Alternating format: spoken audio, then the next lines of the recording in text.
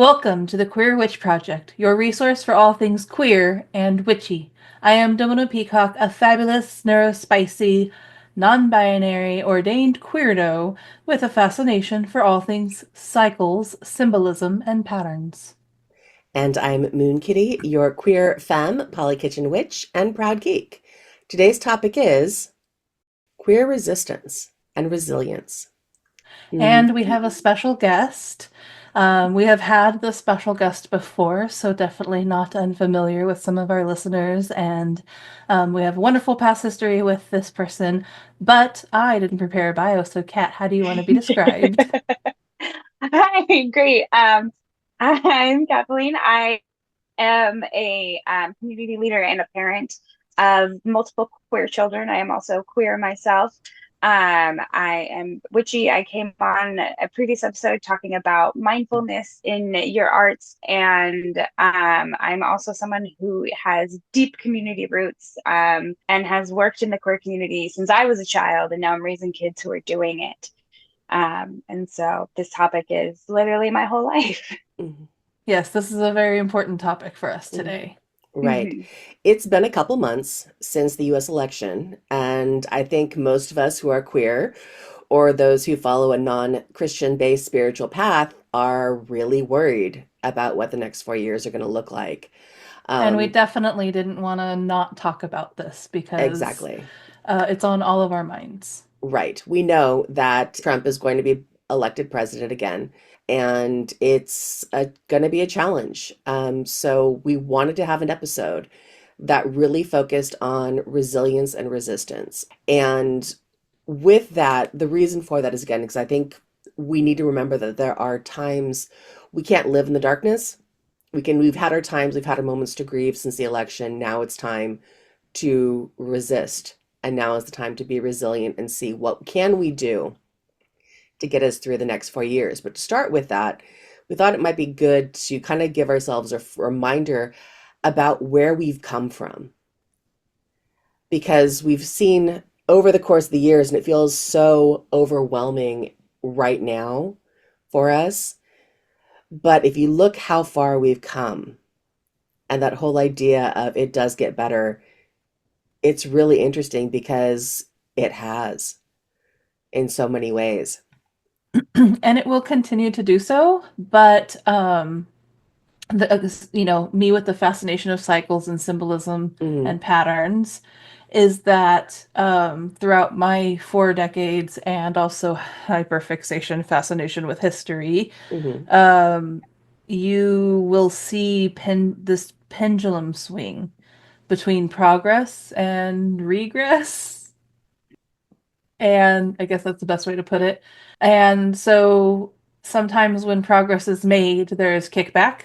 It reminds me of a song that I loved as a kid. Yeah, this is like my old country redneck roots, but it's like a one step forward and two steps back. Nobody gets too far like that lyrics.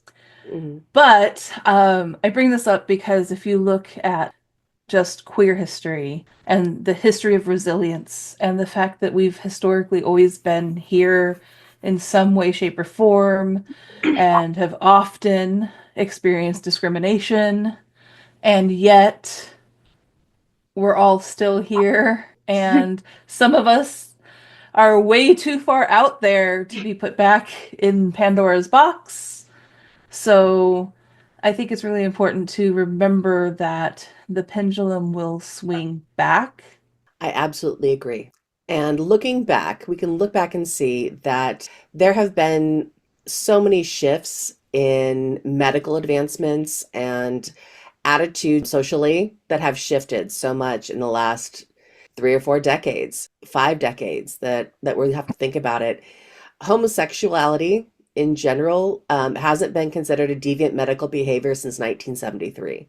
Now, for those of us who are in our 40 something, that doesn't seem like that long ago. For a lot of our listeners Yeah. that are not, that's really only 50 years. It makes my heart hurt for anybody who, like the queers of the 1920s and the 30s and Hmm. Hmm. they were everywhere, but Yeah. so often in underground and secret societies. Yeah. That's that time gap specifically is something that I talk about with my children a lot because they come to me and they'll say things like, I don't understand why people still act this way and do these things. And it could be about homosexuality, it could be about racism, but my answer for them is always like, we don't realize how far we've come in such a short amount of time. Hmm. Like the amount of progress that has happened so quickly is unfathomable.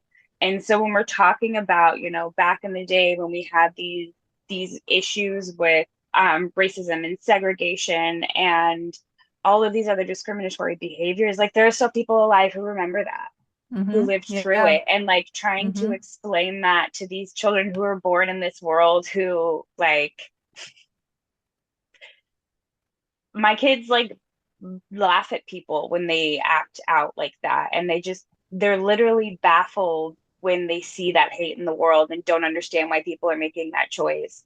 And so that's such an incredible thing on its own that there's been Yeah. that much growth in that much time. It's so been so fast. Hmm. Often we talk about how the current generation has words for things that we knew but didn't have words for. We didn't Mm-hmm. understand fully how to express, but we knew within ourselves. And that's not very many generations from my childhood. Hmm. Yeah. Um, and they're talking about it at a younger age. And some people want to whine and cry and call that indoctrination, but really it's just knowledge is power. Hmm. Right. Absolutely. The one that I think that is also scarier talking about this medical advancement, we'll get into that thing else, is gender identity disorder. So Mm-hmm. the trans umbrella, that wasn't removed until 2013. Yeah. It was Mm. only 10 years ago from now. So it took 40 years For it to not be seen as an for not to be illness. seen as an illness. And we're Um, still living with the repercussions of that mentality. exactly. So it's one of those things. It's so far, but over a long period of time. But it's something that Mm-hmm. again is it's such a challenge. But with You that, talk about medical advancements within the queer and under the queer umbrella community, but I think about when AIDS was first on the scene, hmm. Mm-hmm. or even when it was called GERDS, which was gay immune. Mm-hmm. I don't remember exactly, but anyways, it was the gay disease, and the response to it, the public response to it was horrendous and not productive at first because it wasn't a demographic that people wanted to care all that much about. It stigmatized a lot of um, even like I remember going through as a child being educated about it and Mm-hmm. how scary you know, just they made sex in general because of this thing that was out there to kill you if you have sex because it's dirty and Mm-hmm. it was just so much stigma and yet after all these years it's no longer a death sentence Yeah. and they have made so many medical advancements that even people who have HIV can take a lot of preventative measures like PrEP and other things out there to Mm-hmm. ensure that it doesn't get spread.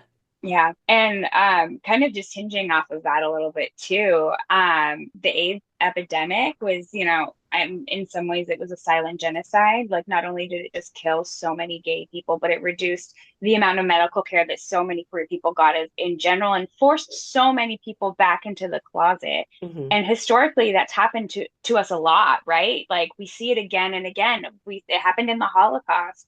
But the thing that is happening is every time we're coming back and we're coming back stronger and healthier and in greater numbers. And so, like, talking about how the AIDS epidemic wasn't that long ago, and we lost thousands and thousands and thousands of queer lives, and now we're recovering from that. Life is coming back to the ecosystem, as it were, and it's in our families. So, like, the continued growth of our community as a whole from these horrible things where people are trying to eradicate us and can't. It Hmm. reminds me of a terrible movie quote, Life finds a way. It's But okay. anyway, No, the point that I was getting at is that like we've lived through so many horrible things that are trying to eradicate us. And we keep coming back stronger with more community and with better supplies than we ever did before. Like cockroaches and Twinkies. Right? Like, I I mean, we I don't, love the trash animals, don't we? Like yes, raccoons, possums, that's our Yep. thing because they survive and they get through everything and they Because we thrive and you can't punk. stop them. What? Yeah. Because they're punk. and speaking of something else, again, as we've kind of transitioned through AIDS and the AIDS Hmm. epidemic and the medical processes, we've also watched society itself shift Mm-hmm. into acceptances of LGBTQIA plus folk. Hmm. And that was one of the things I thought was very interesting is even here in our California bubble, as we like to say, but also as the rest of the world likes to say about us, our liberal snowflake bubble here. Hmm. I have comments about that, but I'm not going to share them. It's one of those things that even here in California, it wasn't until 2008, 2009. So in 2008, in California, we had this ballot measure called Proposition 8, which wanted it to constitutionally say that marriage is between a man and a woman. And No it, hate. yeah, the no That was hate, the but no also hate on it. the Yeah, no no on hate on hate. 8. But Prop 8 passed in Yeah, 2008 in California by a very yeah. narrow margin, and that's 15 years ago. So I this is was Mm-hmm. getting gutted. close. Yeah. Oh, so yeah, Yeah, completely. same. Completely. It passed by Mm-hmm. a narrow margin. However, California Supreme Court immediately jumped on it, Hmm. and it was overturned in It was 2010 unconstitutional. because that was considered unconstitutional. And Hmm. after they had to go again, there's always appeal processes that happen, but it was legalized. Same-sex marriage was legalized in California in 2013. Hmm. So during that period of time, once it was overturned, marriages started, and by 2013 in California, 10 years ago, it was completely legal for LGBTQ same-sex marriage I in believe it's California. constitutionally protected now on the California Constitution. But yes, and that in 2015, that's when the Supreme Court, Hmm. the case Oberfell versus Hodges, which is again a high point and a very big sticking point, that's the case that federally allowed Mm-hmm. legalized same-sex marriage in all states and Hmm. required that if you are married in one state and you move to another state, you are legally that state is legally obligated to respect your marriage Mm-hmm. status. So I know that's a big one that a lot of us are worried about going forward with this next administration. If Roe Hmm. versus Wade could get overturned, can Oberfell? And that's a big question that we don't know what's going to happen. Um, but we do know that even in smaller situations and as the smaller states and as states in general are ramping up for this in 2024 in the 2024 election, one of the things that kind of went unnoticed but was really important here is several states, and I want to say 5 to 7, and it could be even more Hmm. than that, actually passed legislative requirements that remove the phrase marriages between a man and a woman from their state constitutions. Hmm. So even if it happens that if you're in one of those states, California being one of them, that even if it gets legalized and overturned and goes back to the states, it is no longer in the state constitution that marriage is between a man and a woman. So it is federally, you are protected in that way. So Hmm. there are, again, slow things that happen, but Yeah, change is not to still say happening. that, queer marriage is the most important topic or, the No. most Hmm. important, thing that we need to be talking about, but it is a very good example of how things can go from better to, repealing to this to that and that. We move forward by not giving up ground, not giving up the fight, not giving up what we know is Yeah. constitutionally right, that, every human on this earth, regardless of who we love and how we express ourselves, we Hmm. deserve humane treatment. Hmm. Yeah. And I think like in that situation too, it's also important to think about the fact that that legislation is there to protect us in the future. It is there to protect our constitutional rights because with everything that's going on everywhere in the world and the way we're having this look at the US government and the way it's treating its people, it's so easy to feel like they're just going to hunt us down and be horrible. And we need to remember that there are people like us that are working in the government and working to protect all of us, and that work is doing something, and it's happening in bigger ways all the time. And the fact that we're getting those protections in on the cusp of what is some of our, our nightmares coming true is due to the hard work of other people, saying that they aren't going to let it get worse if they can help it. And that kind of leads us into one of the things that we want to caveat by saying we are actually recording this episode at the end of November, beginning of December, and we know there is a huge case that's going to be seen by the U.S. Supreme Court, the U.S. versus Skermeti, which is a case challenging the court decision that gave the 14th Amendment federal rights and protections for transgender people. And if that's overturned, that it would send it back to the states, which could potentially legalize discrimination against trans people again. And that's something I know we don't want to talk about that too much because we know that's something that's we don't know the answer to where we're at Mhm. with that right now. But with that being said, what can we do if this does get overturned? How can we act? Mhm. So I'm going to kind of jump in here on that. And to start with, I'm going to talk a little bit about where I come from on these things. Because like the best way I can sum it up is, and I'm sorry, I'm going to keep talking about my kids in this because they're such a part of the issue for me. You know, they're queer, they're my Yep. future, like all of that. You are Um, that is why we knew that you were the right person to talk to about this because you are yeah, in that position of passion where there's people that thank you. you can't love anything more than your kids, right? Hmm. Yeah, Like and want the yeah. best for them and I know that how Mhm. much you care. I know how much you Yeah, care. but the election or voting day happened, and in the car on the way to take my youngest kid to school, I knew I had to talk with them about it because they were going to talk about it at school, and like really started having a problem with it and having an emotional reaction. And what are we going to do? How are we going to stop people from being horrible? And I was like, baby, we're already stopping from being horrible. Like, let me tell you, because activism has been a core like feature of our family since, I mean, since before my children were born. I've been an activist pretty much as soon as I could independently go out. So, I mean, I started the first GSA in Placer County, which, oh, sorry if that was location. Um, but I started the first GSA at my school, and that meant taking it as far up as like fighting federal funding with the schools. And so I just turned around to my kid and I was like, we've been fighting. And so we talked about like they've got a little denim battle vest. We're a pretty punk rock family. And I was like, this pin and this patch and this thing on your vest came from this event that we go to, and it's the Anarchist Book Club. And I said, we got all those things. And at the end of the day, the money from those things freed a Honduras immigrant from ICE detention, a whole human. Hmm. So, so this is what we're doing, and this is what we're going to keep doing. And my kid found that very comforting. Being in the activism community as long as I had, I know a lot of us are exhausted of this fight, and I hear it from my peers and my friends a lot. We hit this wall and they go, how do you start feeling better in like living in all of this?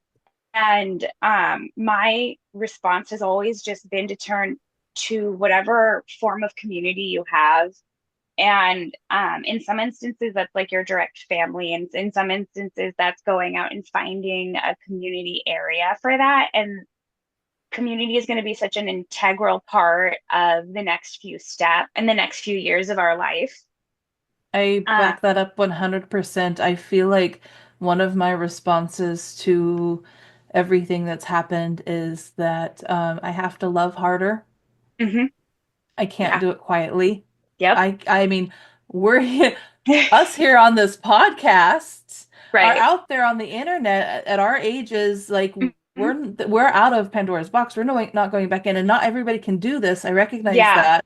I'm very privileged in the fact that I live in a blue bubble, as they call Mhm, it, and I can be who I am and proud and I can bear a torch and light the way and I'll mhm. if they're gonna burn me at the stake, I'll go singing. Right. And yeah, we talk about that a lot in my family because there is the fear response of like, I don't know if the viewers can see, like I have the shaved head, and like we've talked about, like, do I need to grow my hair out? But also I have a mixed ethnicity family. I have brown kids. And Hmm. so I have to always be aware that like they can't hide. And so instead Yeah. of just preparing and comforting fears, becoming a big proponent of what's out there in the community. Well, I feel like we have to talk to people and humanize ourselves to people. Absolutely.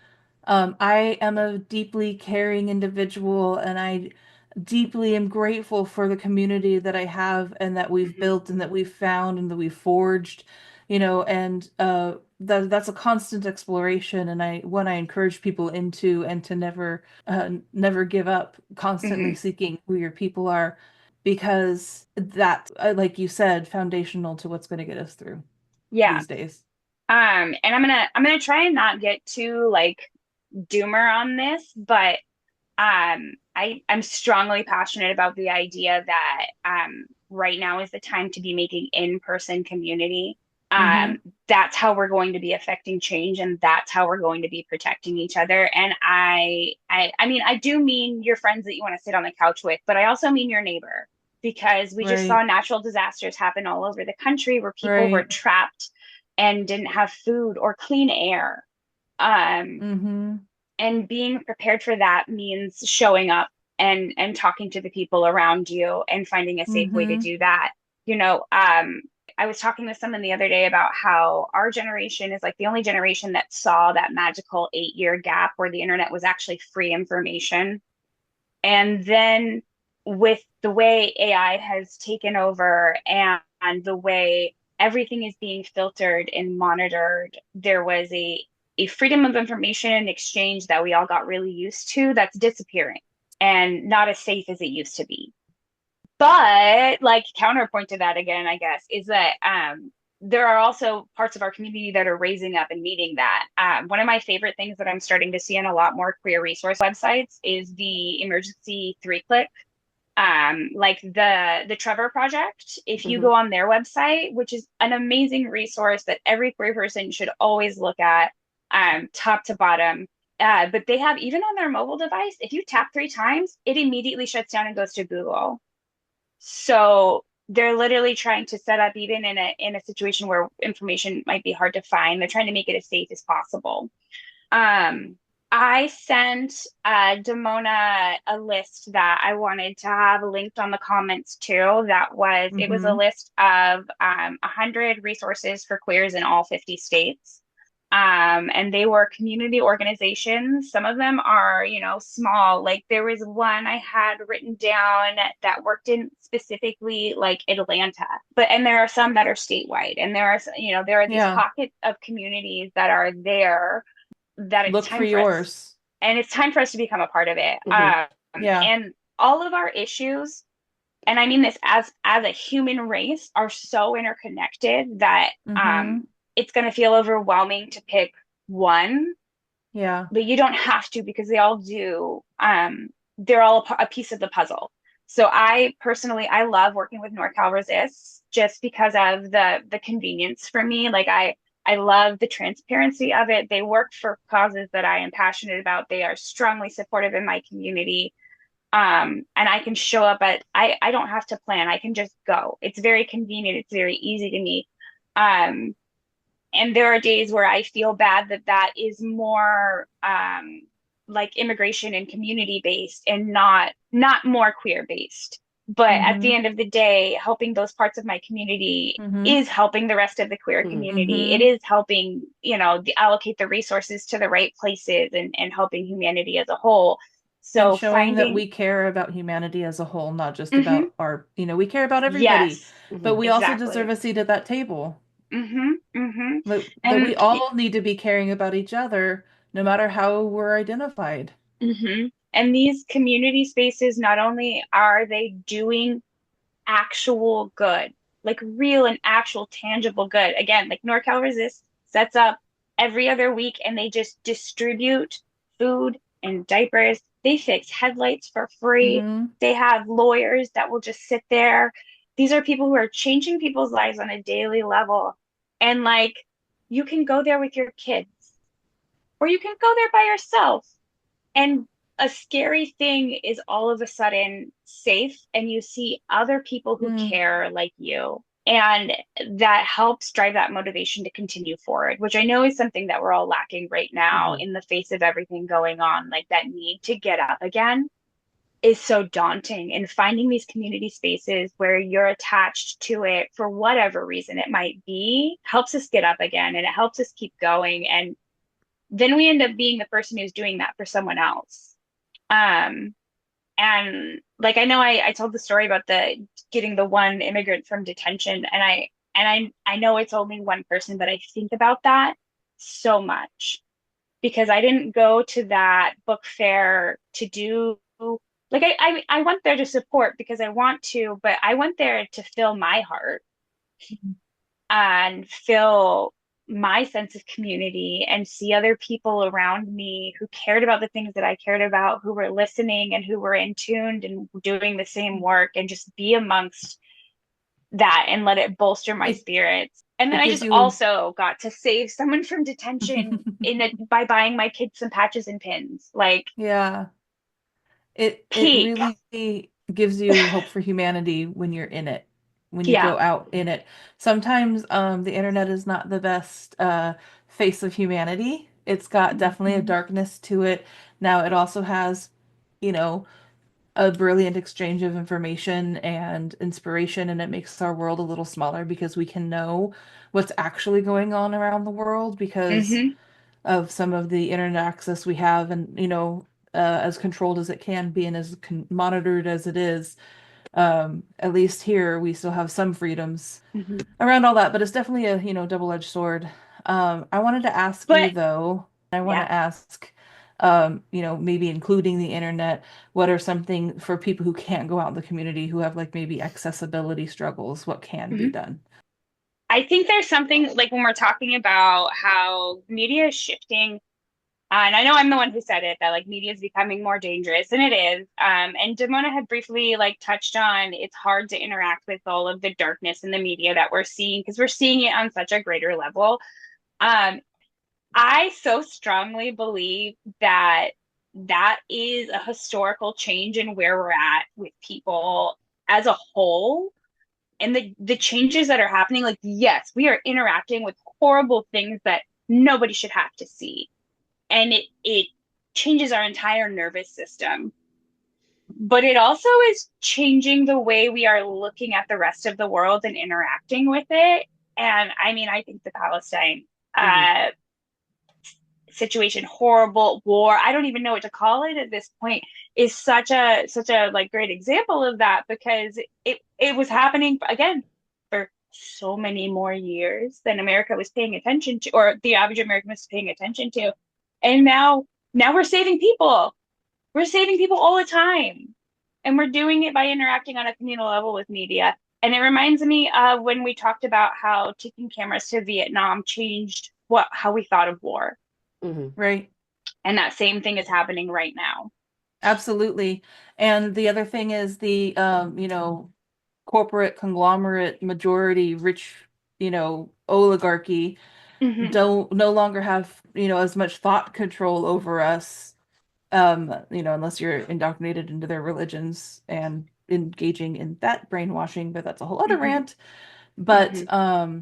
when the report people who are reporting on the ground what's happening are the ones that's living and surviving through it, Hmm. and you can access that information on your own without going through what the news media is willing. And I'm not like one to be like "Meh, meh, meh, meh, fake news," because that's such a stupid, like not all media is, it's all going to be biased in one way or another, so it's not great. Hmm. And what is great is the internet gives us access to real life, what's actually Hmm. happening. Now, are there going to be bad players out there taking advantage of that? Yes, you have to use discernment and some wisdom, and not everybody's granted that early in life. And so sometimes, like the tools in the hands Hmm. are, you don't know the power that you have. So I know the internet can definitely, and technology access can be vilified for our kids these days, but also you have to see, like, again, like in the Swords of Tarot, it is a double-edged sword. It is providing so much advancement in, humanizing people from all Hmm. around the world. Hmm. Um, but so it also gives us access to community and tools that, maybe people who don't have physical ability to show up somewhere. Yeah. So what would you recommend for people like that who don't have a lot of free time, or transportation struggles, or even just financial struggles, Hmm. or just ability access? What else could be done if you're people Yeah, who want to do something? absolutely. One of the things that I really like try and focus on in my life as a whole, and I apply this concept whether it's like cleaning my house or my own mental work, and definitely to my activism, is it's about momentum and not necessarily like markable progress. And it's so some days, like for people who are dynamically abled, some days that's going to mean you can go out and do something, and some days that means you can't. And so on the days that you can't, but you want to do something, I think that is either going to mean taking care of or showing love and appreciation to somebody in the community who's And or helping, like, yourself. and or yourself. I was going to be my other part to that is like it Oh, could be that's the sign that it's time to take care of you. But there's also just going to be I don't think there's enough conversations being had yet about the disabled community and their need to constantly like prove their worth in a community to be taken care of. And we have such an overlap in the witchy and queer community with the disabled community. So it's really important to address that. yep. And so yes, absolutely take care of yourself. But some people, yeah, they can't go out, they can't go buy things, they can't go be a part of the boots on the ground. So there are some really important resources that I have for that. One of them is Yay. actually just a good one for everyone to know. There is a whole system dedicated to conflict resolution and community resource help that doesn't Mhm. involve the police. And so you can start using that to help others instead of calling the police and escalating the situation. And it's really easy to remember. It's called don'tcallthepolice.com. Yay. Really easy to remember. Yeah. In my house, again, because we have mixed races, we talk about how, as white people, one of our jobs is to make sure that nobody can do harm to people of color around us. And sometimes that means I stand there and I mean mug someone. And so sometimes if your energy can't be spent out at a protest, it can be spent making a space safe and not Mm-hmm. allowing that hate to go any further. Mm-hmm. Um, and then the last one I have, kind of the bummer one, I'm not gonna lie, um, is being the phone calls and the letters. Yeah. Yeah. And I know that that is hard for all of us to do for so many different reasons, but I was Yes. listening to another podcast called It Could Happen Here, which is run by queer people and also talks about, how we're going to live in this world. And one of them made this incredible point of these politicians are not people. They're not real people. They don't interact with real people. Mm-hmm. Trans people and queer people, specifically trans people, make up 1% of the population. And so if someone who is out of touch with reality is looking at a host of issues and a 1% populace is losing out, but the rest of the majority of the people are fine, it's going to keep being okay to say no to that 1%. So we have to be loud. We have to make sure they know we're here. We have to Yeah. call and tell them it's not okay. We have to. Um, You can sign and petitions online is, another thing along those lines. But mhm, somebody was telling me today that um, she and her partner have talked about making those phone calls and writing those letters yeah, because that's what other people were doing. That's what the other yeah, side is doing. They are humanizing their cause. They are reaching out to people. mhm, And we all need to be doing that because we are people too. And we need to humanize, mhm, let people know that like I am a human who feels love in this world and I mhm, deserve to serve my community and offer that love. And I'm no less than any of you, and I'm no yeah, more. We're all in this together. And mhm, that's definitely the, inclusive mentality I've always felt, especially when it comes to yeah, Alphabet Mafia or the, different flavors that end up under the umbrella with us. And I'm like, we mhm, need, you were talking about trans people being 1%. That's why we bring them under the umbrella with us. This is why I don't mhm, believe in exclusivity under Mhm. this the queer umbrella because we're better at in larger groups because Mhm. we have to not let them take away our humanity. Right. Yeah, And yeah. from a witchy perspective, because Mhm. we're not just queer, we are Right, also in that right. witchy perspective in there too.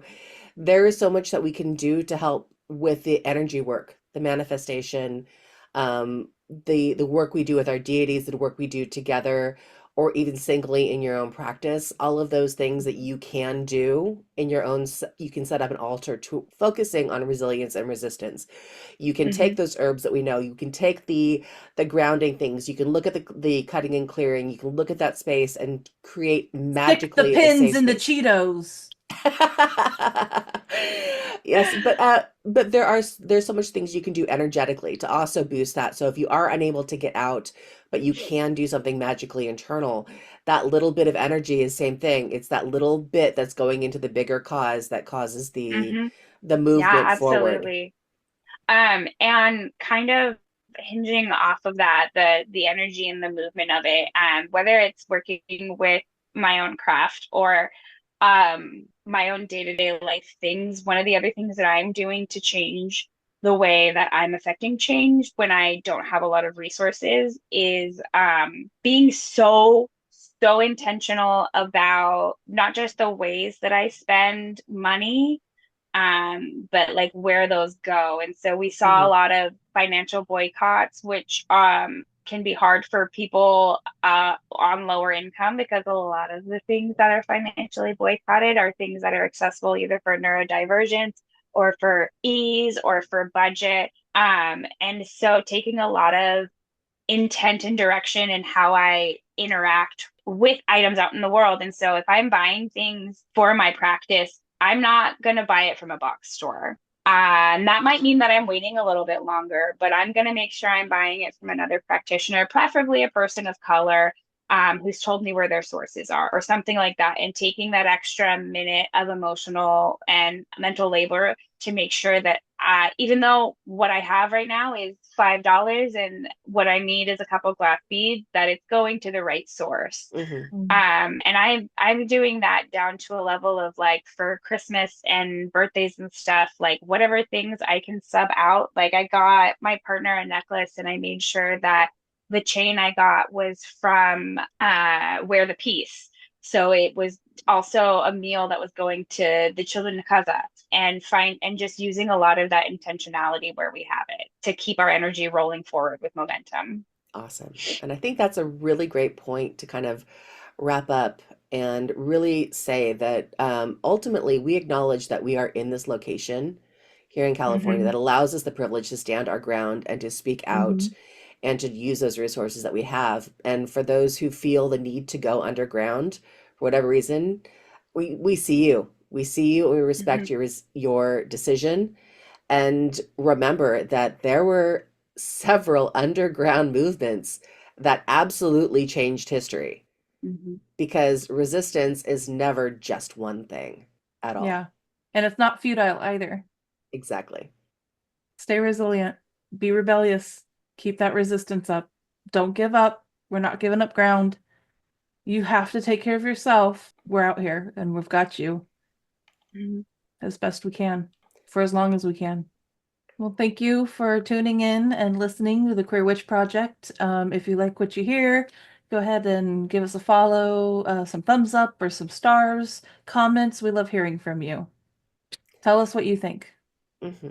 And if there is a topic you want to know more about or an episode topic you'd like to suggest, contact us at thequeerwitchproject@gmail.com or find us on YouTube, TikTok, and Instagram with the handle at Queer Witch Project.